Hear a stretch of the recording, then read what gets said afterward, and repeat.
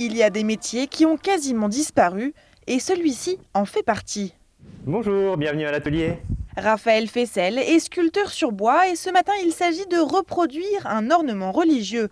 Première étape, définir le contour, puis il faut le découper à la scie à ruban.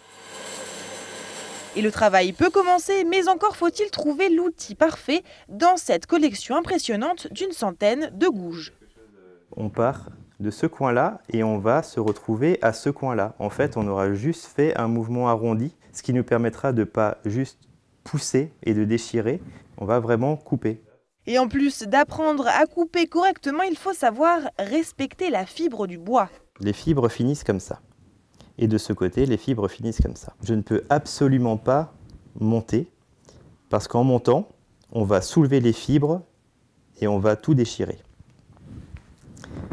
Par contre, quand on arrive sur un galbe qui se veut dans l'autre sens, on ne peut absolument pas rester de la droite vers la gauche comme ici, parce qu'on arracherait tout, on soulèverait. Donc on va toute la journée passer de la main droite à la main gauche, de la main droite à la main gauche. Un sculpteur se doit donc d'être ambidextre et s'adapter au mouvement du bois. Raphaël a ouvert son atelier à Zallenthal il y a maintenant 8 ans.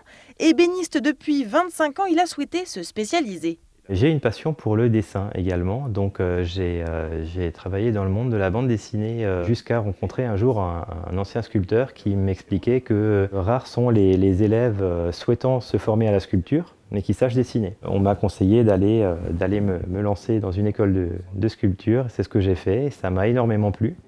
3 sculpteurs sur bois seraient en activité en Alsace. Chaque année, Raphaël réalise une cinquantaine de pièces, du blason qui peut lui prendre quelques jours et peut coûter 300 €, un Christ en croix, soit plusieurs mois de travail et plusieurs milliers d'euros.